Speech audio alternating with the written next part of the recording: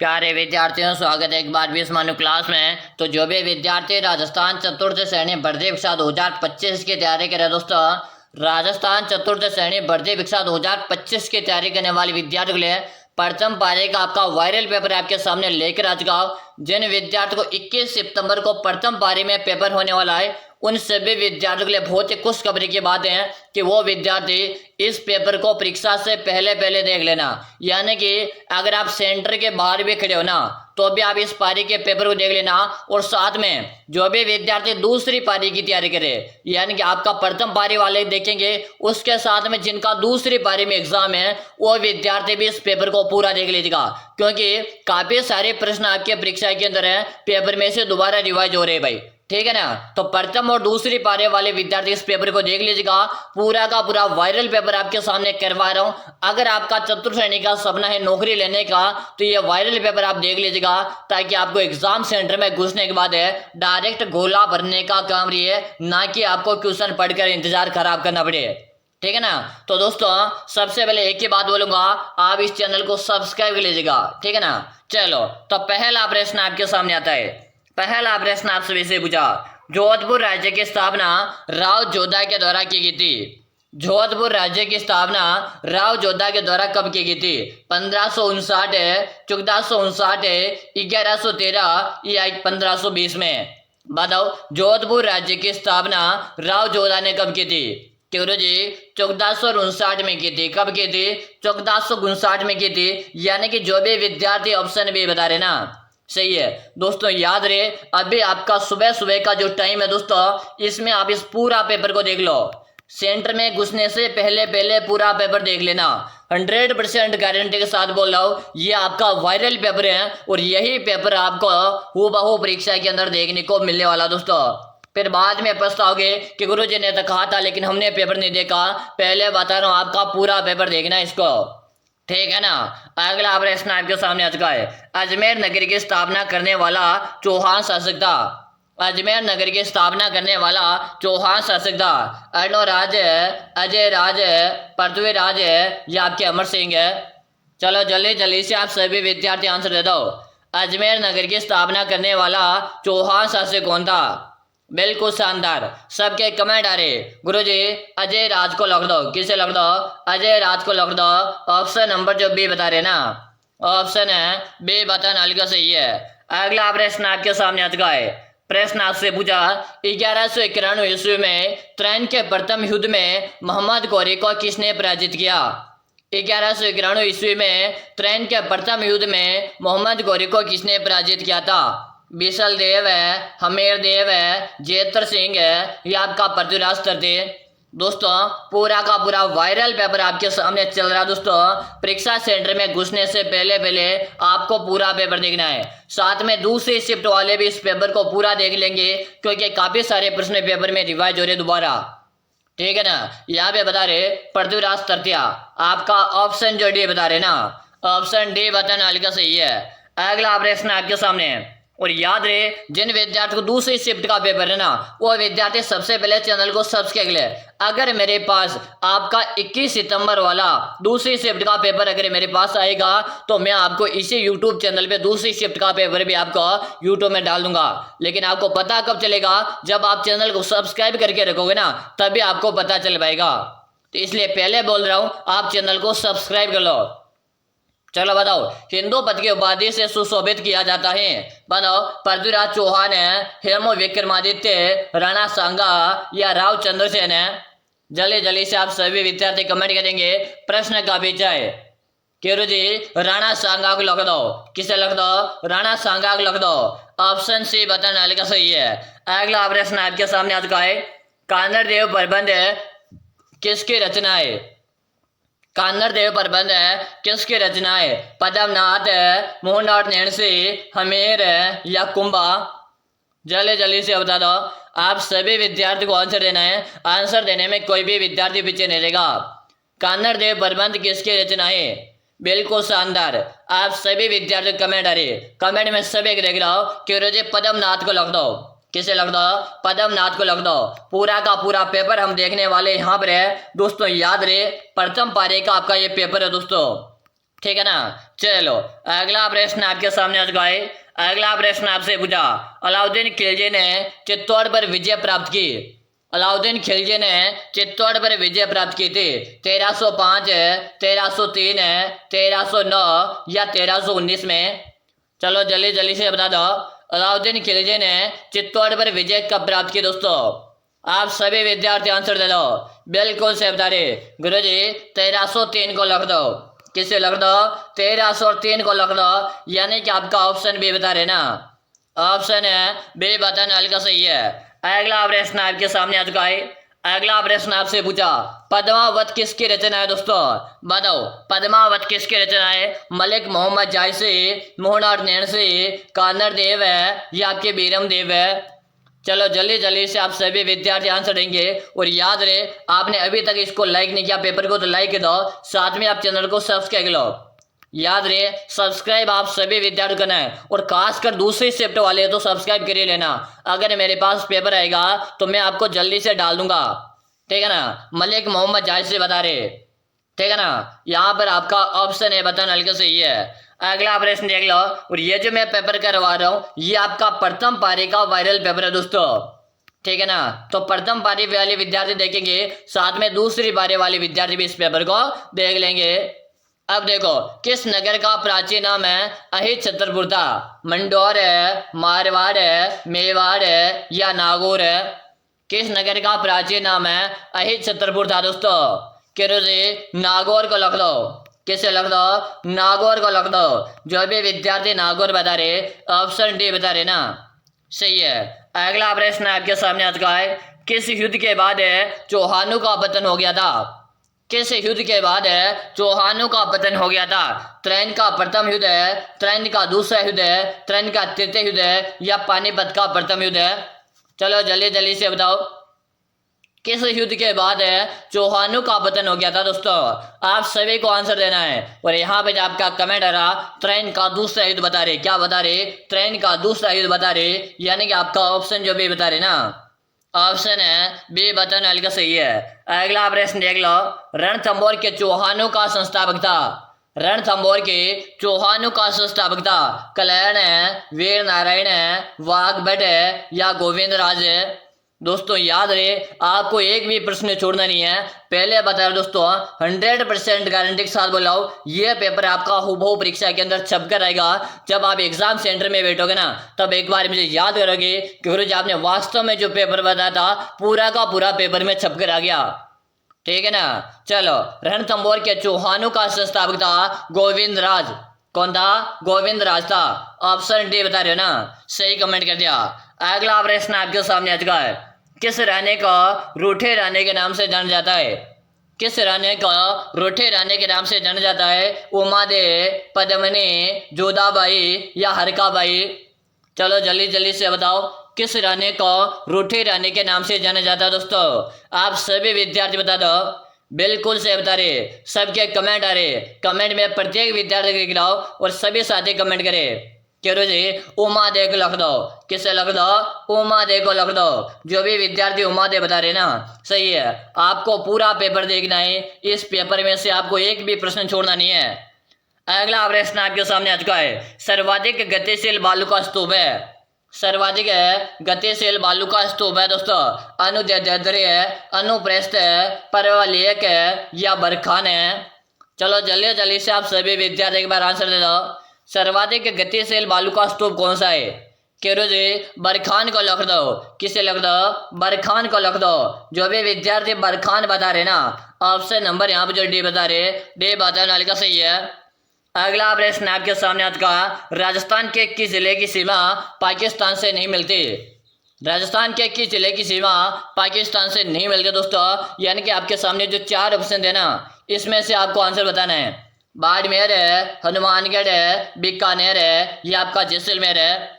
दोस्तों याद रहे, परीक्षा सेंटर के अगर आप बाहर भी खड़े हो ना, तो भी इस पेपर को पहले पूरा देख लो। आप दोस्तों 2 से 3 बार आपको इसको रिवाइज कर लो।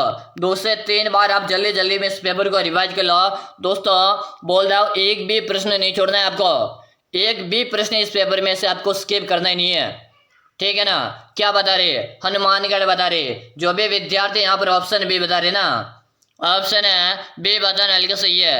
अगला प्रश्न देख लो। अगला प्रश्न आपके सामने, मेरवाड़ा पहाड़िया कहाँ पर है? मेरवाड़ा पहाड़िया कहाँ पर है? राजसमंद है, उदयपुर है, सिरोही, ये आपके अजमेर है। चलो जल्दी जल्दी से बता दो। बात की जा रही है मेरवाड़ा पहाड़ियों की, और मेरवाड़ा पहाड़िया ना ये आपके कहाँ पर है दोस्तों? बिल्कुल से बता रहे, अजमेर बता रहे। अगर इसे अजमेर की बात की जाए, इसे राजस्थान का हृदय कहते, इसे राजस्थान का हृदय कहते, और इसे भारत का मक्का कहते। क्या कहते? राजस्थान का हृदय और भारत का मक्का के नाम से आपके अजमेर को जानते। अगला प्रश्न देख लो।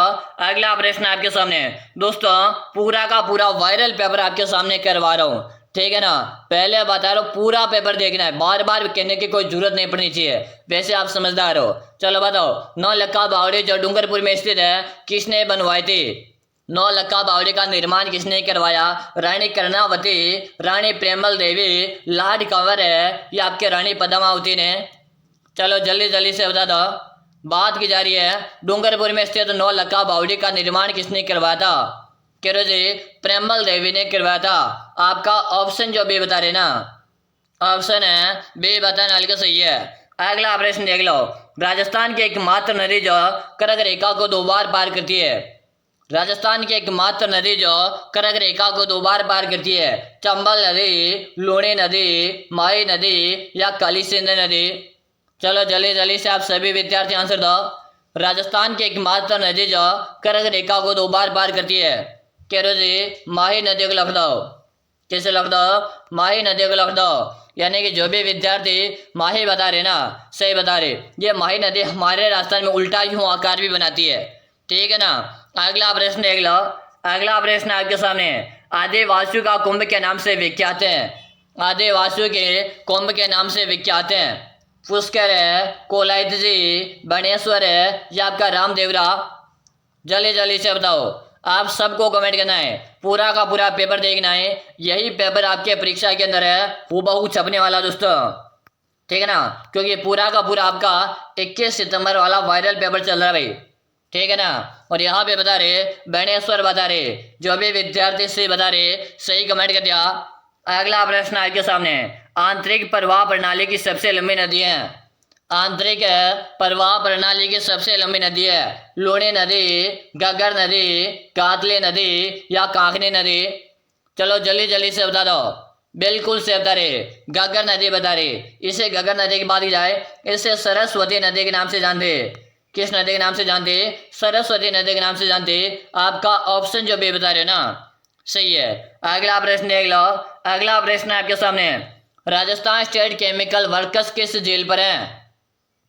राजस्थान स्टेट केमिकल वर्कर्स के जिले में है दोस्तों, सांबर है, पंचभद्रा, डीडवाना, या आपके लोन करणसर है? जल्दी जल्दी से आप सभी विद्यार्थी आंसर दो।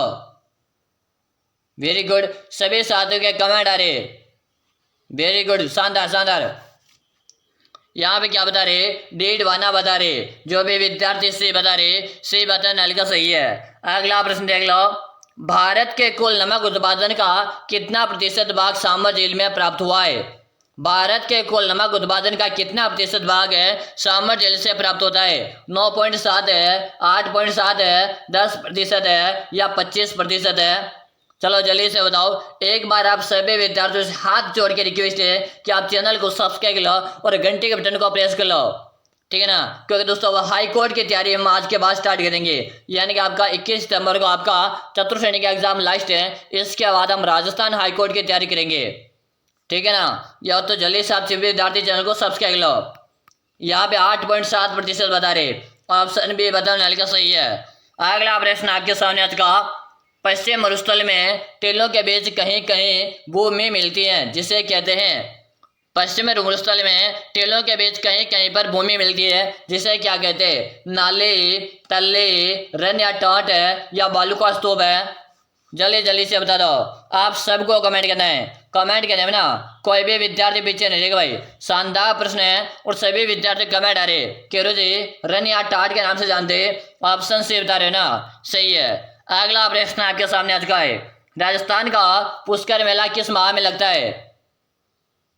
चलो जल्दी जल्दी से बताए, जल्दी जल्दी से आप सभी कमेंट कर दो। वेरी गुड, सभी साथियों का आंसर है। सभी साथियों के कमेंट आ रहे, कमेंट में प्रत्येक विद्यार्थी को देख रहा हूँ कि राजस्थान का पुष्कर मेला किस माह में लगता है दोस्तों। जल्दी से कमेंट कर दो। बिल्कुल सही बता दिया कि जी नवंबर में लगता है। किस माह में लगता है? नवंबर में लगता है। ठीक है ना। अगला प्रश्न आपके सामने आ चुका है। चंद्रभागा मेला किस जिले में पड़ता है? चंद्रभागा मेला किस जिले में पड़ता है दोस्तों? झालावाड़ है, बांसवाड़ा, जैसलमेर है या आपके डूंगरपुर है? जल्दी जल्दी से आप सभी विद्यार्थी कमेंट कर दो। चंद्रभागा मेला किस जिले में पड़ता है दोस्तों? सभी विद्यार्थियों के कमेंट आ रहे कि जी झालावाड़ जिले में पड़ता है। किस जिले में पड़ता है? झालावाड़ जिले में पड़ता है। जो भी विद्यार्थी झालावाड़ बता रहे, बिल्कुल आपका ऑप्शन नंबर ए बताना हल्का सही है। ठीक है ना। अगला प्रश्न देख लो। अगला प्रश्न आपके सामने, हिंदू मुस्लिम सद्भाव का सर्वोत्तम मेला है। हिंदू मुस्लिम सद्भाव का सर्वोत्तम मेला कौन सा दोस्तों? गोगा जी का मेला, तेजा जी का मेला, रामदेव जी का मेला या मल्लीनाथ जी का मेला? चलो जल्दी जल्दी आप सभी विद्यार्थी कमेंट कर दो। याद रहे, पूरा का पूरा आपको वायरल पेपर करवा रहा हूँ। आपको एक भी प्रश्न छोड़ना नहीं है। यही आपका पूरा का पूरा पेपर परीक्षा में छपने वाला है। ठीक है ना। यहाँ पे बता रहे रामदेव जी का मेला जो कहाँ पे लगता है कि रूणीचा जैसलमेर में लगता है। ऑप्शन सी बताना हल्का सही है। अगला प्रश्न आपके सामने आ चुका है। शीतला माता का मेला कहाँ पर पड़ता है? शीतला माता का मेला कहाँ पर पड़ता है? दौसा, जयपुर है, भरतपुर है या आपके अलवर है? चलो जल्दी जल्दी से आप सभी विद्यार्थी बता दो। शीतला माता का मेला कहाँ पर पड़ता है दोस्तों? सभी साथियों को आंसर देना है। करो जी, शीतला माता का मेला चाकसू जयपुर में पड़ता है। ठीक है ना। जो भी विद्यार्थी चाकसू जयपुर बता रहे सही है। ऐसे अलवर में आपके 80 खंभों की छतरी पे भाई। ठीक है ना। पूरा का पूरा पेपर आपको अटेम्प्ट करना है। एक भी प्रश्न आपको छोड़ना नहीं है ना। अगला प्रश्न देख लो। बल्ल्या आभूषण कहाँ पर पहना जाता है? बल्ल्या आभूषण कहाँ पहनते? सिर है, कान है, नाक है या हाथ? इसका आंसर आप सभी को देना है कमेंट में। कहाँ पे देना है? कमेंट में, ताकि मुझे भी तो पता चले आप इतने दिनों से तैयारी कर रहे थे और आपको इस क्वेश्चन का आंसर आता है नहीं आता। तो आप सभी को इसका आंसर है कमेंट करके देना है। ठीक है ना। अगला प्रश्न आपके सामने आ चुका है। बेल जनजाति में कछाऊ कौन पहनता है? बेल जनजाति में कछाऊ कौन पहनता है? पुरुष है, महिलाएं, नवयुवक लड़का या आपके बालक है? चलो जल्दी जल्दी से बता दो। बेल जनजाति में कछाऊ कौन पहनता है दोस्तों? आप सभी विद्यार्थी को आंसर देना है। वेरी गुड, सभी विद्यार्थी कमेंट करें। गुरुजी महिलाएं को लिख दो। महिला जो होती है ना, ये कछाऊ पहनती है। आपका ऑप्शन बी बताना हल्का सही है। दूसरी पारी वाले विद्यार्थी से बता रहा हूँ दोस्तों, आप चैनल को जल्दी से सब्सक्राइब लो। अगर मेरे पास पेपर आता है तो सबसे पहले मैं आपको यूट्यूब चैनल पे करूँगा, लेकिन आपको पता कैसे चलेगा? जब आप सब्सक्राइब करके रखोगे ना, तभी तो आपको पता चल पाएगा। ठीक है, तो जल्दी से आप सभी विद्यार्थी सब्सक्राइब कर लो चैनल को। अगला प्रश्न देख लो। लहरिया स्तूप के द्वारा किस मास में उड़ा जाता है? लहरिया स्तूप के द्वारा किस मास में उड़ा जाता है? माघ है, फाल्गुन है, श्रावण है या आपके कार्तिक है? जल्दी जल्दी से बता दो। जल्दी जल्दी से बता दो। लहरिया स्तूप के द्वारा किस मास में उड़ा जाता है? आप सभी विद्यार्थी आंसर दो। कमेंट सभी को करना है। कमेंट करने में कोई भी विद्यार्थी पीछे नहीं रहेगा। लहरिया स्तूप के द्वारा किस मास में उड़ा जाता है? आप सभी साथियों को आंसर मैं प्रत्येक विद्यार्थी को देख रहा हूँ। वेरी गुड, सभी बता रहे गुरुजी श्रावण का लिख दो। ठीक है ना। चाहो तो दोस्तों आप, अगर आपके पास कॉपी या पेन हो ना, तो इन प्रश्नों को नोट करते हुए चलो। अगला प्रश्न आपके सामने आ चुका है। बेलों में छेड़ा पाड़ना है क्या है? बताओ, बेलों में छेड़ा पाड़ना है क्या है?